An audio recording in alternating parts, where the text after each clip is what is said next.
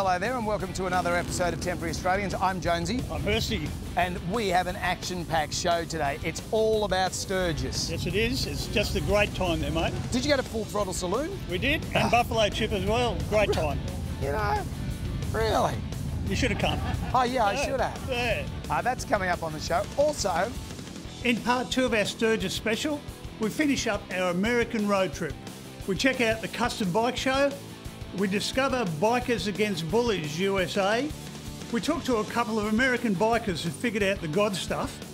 In our travels, we discover a Saddam connection, and we spend a night at the Sturgis Drags.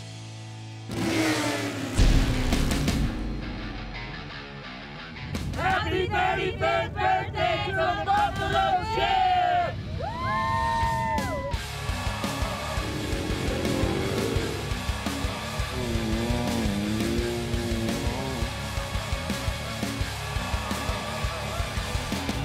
When we were planning to come over to Sturgis, people continually told us you've got to go to Buffalo Chip.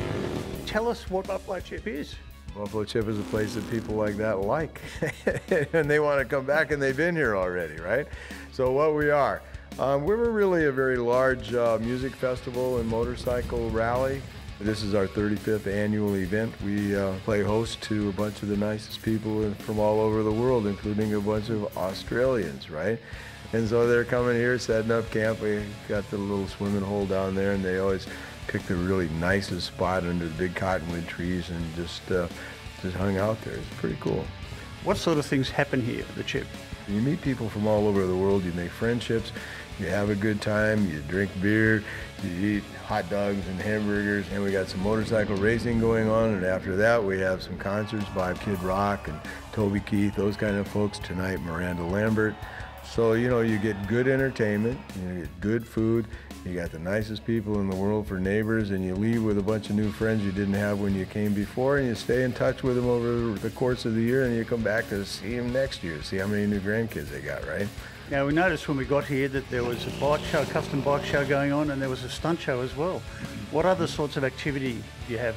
We have a zip line that goes right across the amphitheater, so while your favorite rock star is performing on stage, you're on the zip line over there going 30 miles an hour past the stage for about an 800-foot zip line. We have something like 8 stages, 24 places to eat food, 30-some bars on the acreage, and we have hill climbs, truck and tractor pull sometimes, you know, torque races up and down the hillside with 900 horsepower pickup trucks. Notice in the foyer there's that famous picture of the people at the stage and the lightning striking the water tower. What happened was it was raining cats and dogs. Kid Rock was performing. He performed in the rain. The audience was standing out there shoulder to shoulder, you know, back to chest, you know, and right through the rain. And at about 11:30 at night, photographers up there taking pictures of people standing out there in the rain. And lightning struck our water tower, which is about a quarter of a mile from the stage, and it just lit up everything, and it just 1 in 100 million shot. It struck at the exact same time he hit the shutter on the camera, and so people come in the office all the time and say, wow, where am I in this picture? You know, I was at that show, and it might be me right over there, right? Well, it sounds like Buffalo Chip has a very devoted following then. We have people that have been here. One of them has been here 29 consecutive years. That's the record. That's the guy who's been here the most years of anybody I know of this year. Well, you've done longer. I've been here longer, that's right. I haven't missed one for 35.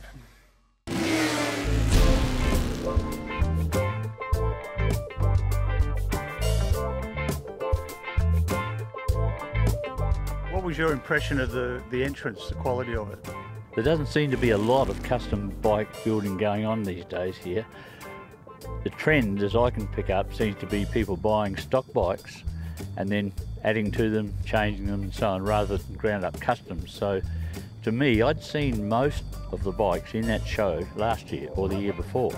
I have been able to walk up and down once since I got here. It's been packed. There's been so many bikes here to look at. And this is, honestly, in my opinion, one of the best turnouts we've had for this Editor's Choice show. You've got everything from baggers, sportsters, little hardtail customs. You got a hot rod dyno back here with 14-inch rear shocks on it. Basically, a show like this, it brings about everybody in the motorcycle industry. I'm really impressed with the really big front wheels you have. We have tight regulations in Australia, but some of these are enormous. Yeah, the front wheel thing, it got up to 32-inch front wheel as far as I know. That was the biggest that we had. That has gotten away in the last few years or so. In the last maybe 2 years, it started to scale back to about 26-inch wheels because the 26s are extremely rideable. But really, the new hot thing is hot rod dynos and FXRs. Everyone wants these cruisers with good suspension, good brakes, and a badass motor. Harley Davidson royalty was there in the presence of Willie G Davidson, everyone knows of Willie G, and his son Bill, and they were both there. And Willie, I think he's in his 80s, and he's enthusiastic as a kid looking at some of these customs. Oh, that's neat. Hey, Bill, look at this. And you think, isn't that wonderful? He's still got the enthusiasm. Did you have an official role there? It was called the Editor's Choice. So the editors from various magazines around the world got to pick a bike and give it #1, and then got the opportunity to shoot it for that magazine. And I had a special thrill because a few days before, Bert Baker had actually said to me, you should have a look at this bike a buddy of mine's got here. It's a beautiful little panhead bobber. I had a look and I said, hey, we want to shoot that for the mag. As soon as I laid eyes on it, and I shot it in the morning of that day, and I picked up 3 or 4 major trophies at that show. I only met him that day and we were hugging each other, so exciting. Have you won any trophies before with this bike? The day before I won the horse up at Full Throttle. And today, what did you win? People's Choice, Willie G's Choice, Best Pan, and Best Pan. That's not a bad haul, is it, for just sitting around for a day? No, not at all. And tell us about the bike. What have you done to get it to show standard? It's a 52 pan. We made it into a straight leg frame. It's all metal filled frame, so there's very little molding, even though it looks like it has a lot of molding. The sissy bar, controls, headlight mount are all made. Jockey shifter's made, and a good friend of mine painted it for me. You know that not only did he win trophies and get them presented by Willie G Davidson, he also got challenged by Bert to take his panhead out for a drag race that night. So I heard, I wasn't there, but what happened? Oh, it was really interesting. Bert, it's not a shy boy, and I think you've corrupted him because he really gave Scott heaps in the pits, and so essentially he's going to flog him on the track. And then when he got out there, Bert stalled his bike, and Scott won by minutes. Well, I did say to him, that's what happens in Australia. You bag out your mates, and you usually become a cropper. There I was doing the high karate, man, right on the Kickstarter. Oh my God. I'm so winded. I'm so tired. Riding foot clutch bikes on a drag strip is not recommended. 1254, and what's the mile an hour right below it? 52.26. But you know what? You beat me. I have the reaction time of a geriatric sloth. I can see. You are the winner. All that I've been saying about you, I take back. Nope, not really.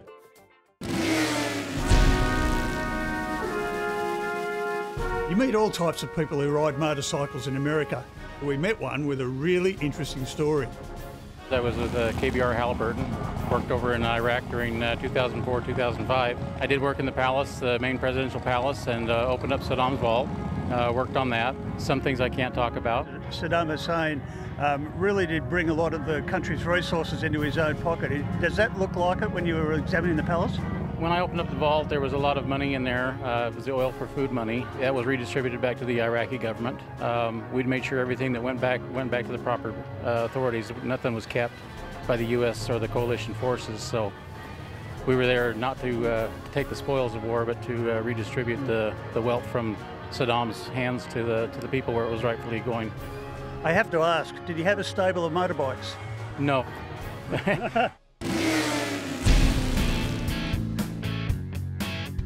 You know, over the years, a lot of bikers that I've talked to trying to figure out the God stuff. Well, over here at Sturgis, we met a couple of blokes who worked it out.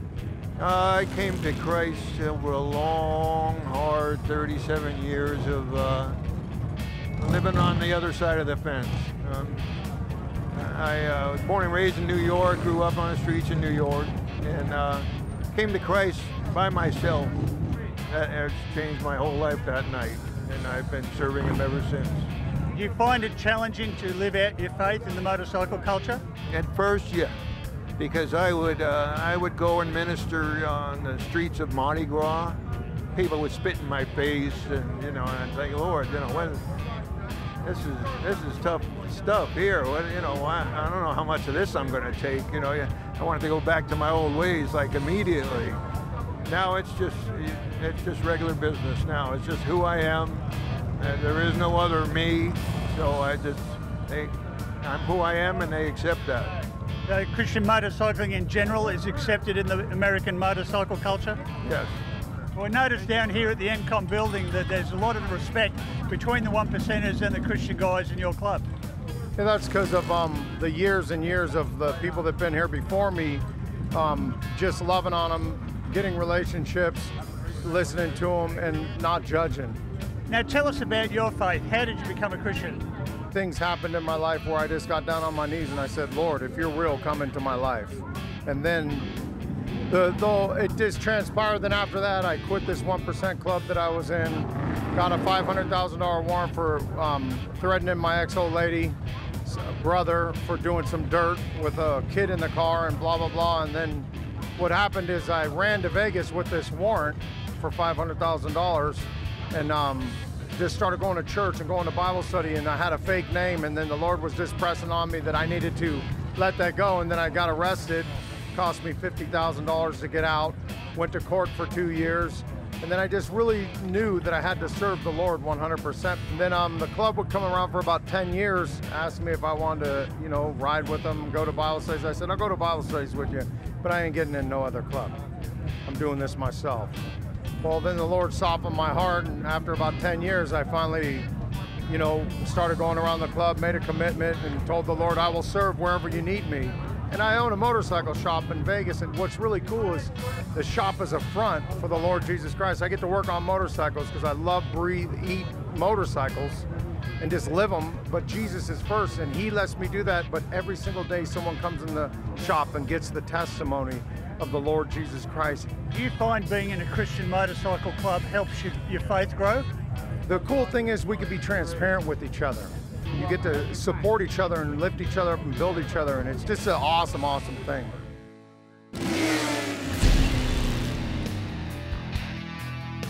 Senior, this is a new venue for Full Throttle. How come you've had to set up here? So, as many of you may know, we had a gigantic fire that completely devastated the Full Throttle Saloon last year. It was the beginning of September. One of our bartenders was changing out the keg cooler, and when she pushed back the keg cooler, it rolled over the wheel rolled over the wire. Next to it was a bunch of cardboard boxes that started smoldering and then set the entire bar on fire. That's simple. Could something so big come from something so little? Well, if you understand how our bar was built, it was a lot of rough cut lumber. So it just took a matter of seconds for that to smolder. As soon as they opened up the garage doors, cut them open, the wind took it. And I mean, you couldn't have burnt it any more and any quicker if you had 15 people with gasoline. It was really devastating, but hey, we're here now at the brand new place. It used to be the old Broken Spoke. We've turned the old Broken Spoke into our convenience store, and now we have the eighth wonder of the world now, this Full Throttle Saloon, which is absolutely amazing. How many people would you get visiting here on a daily basis during Sturgis? So at any given time, snapshot in our facility, like tonight is Jackal Night, there'll be over 20,000 people in our bar. Well, that's enormous. How do you manage all that? So I have a security staff. A lot of us are police officers. I'm a retired Air Force police officer, but we keep the place safe and secure. We do a great job. You've had a lot of Aussies come here, you were telling me? I have. Some of the greatest people I've ever met in my life are Aussies that come here. And the first thing they say when they grab me, they say, wow, I thought you would be bigger. And then they laugh, and they always want to get a picture with their wife, putting me in a headlock. And I let them, because there's not a whole lot I can do. I just kind of let them. Some of those guys are enormous. Big, big, big, big, big men in Australia. That's what we think about you guys, actually. Oh, good. Well, I like that. Make sure that myth keeps going.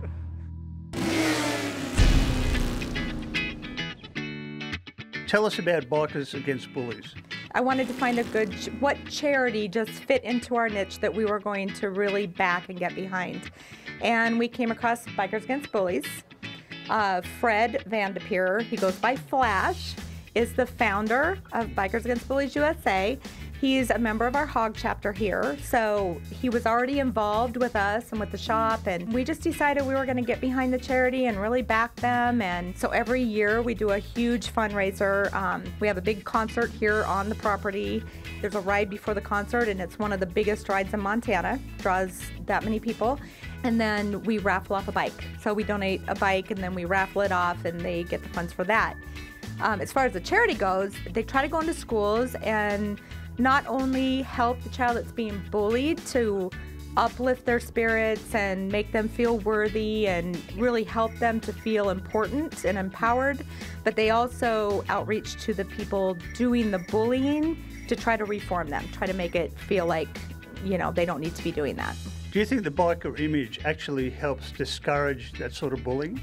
There's a whole group actually right into school gyms on their bikes, you know, in leathers, everything. And I think that they feel like they can be cool and still be nice. You know, a big biker dude's not a bully. They're a nice person. They do charities, they help children, they help the elderly.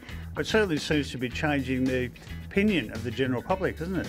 That's the hope. You know, there's still a lot of negativity out there about bikers. Have you had any feedback as to how effective that's been in helping the victims cope with some of the realities in their lives? I think it's been very effective. I actually had the pleasure of meeting one girl. She's actually on their webpage, and just a lovely young lady, and she just seems to be so okay in her own skin now. I think it has really empowered her to change how she feels. So yeah, I think it's helping.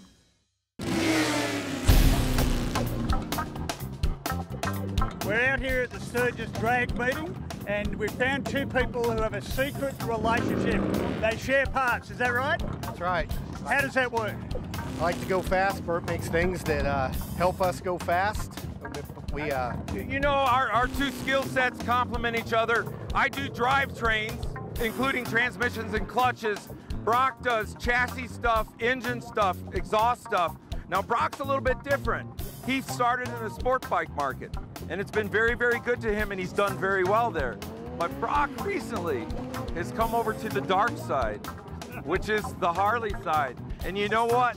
He loves it. He loves it. He wants more, right? So, Bert, how did you start in this game? Yeah, I was an engineer at General Motors, 1994 to 98. I got my first Harley in 94.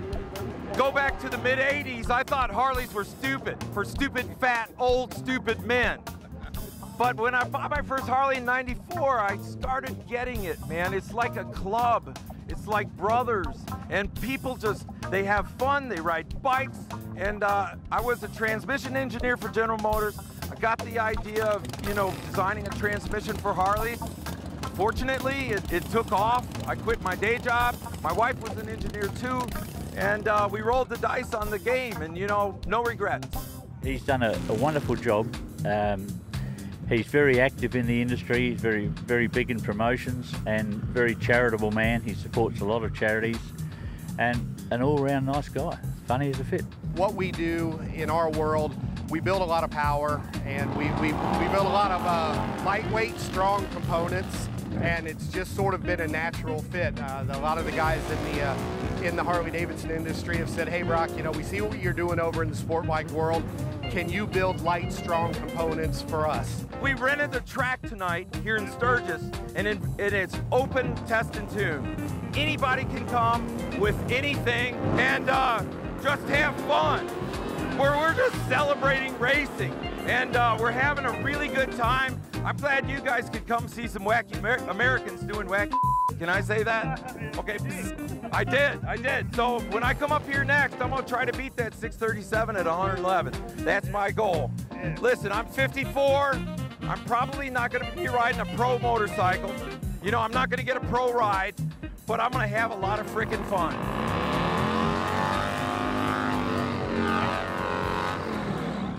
There's an ethereal quality to this, ladies polishing bikes, as the series wraps up. I'm not making any comments. It's probably best.